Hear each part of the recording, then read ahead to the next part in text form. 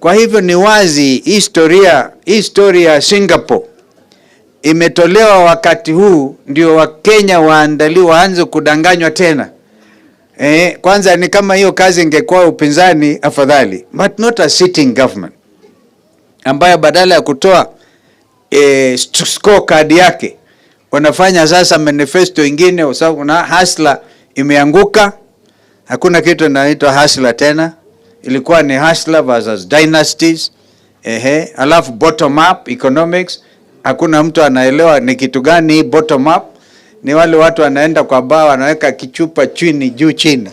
Bottom up haifanyi kazi. Sasa wenyewe wakasema tulete mambo ya Singapore.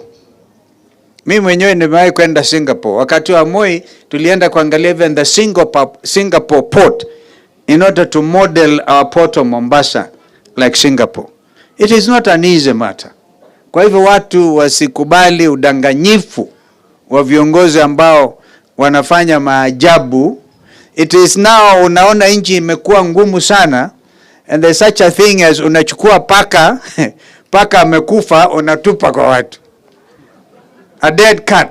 Kuna kitu inaitwa dead cat philosophy. Yaani unatupa watu wanachanganyikiwa, unachukua paka amekufa unatupa kule.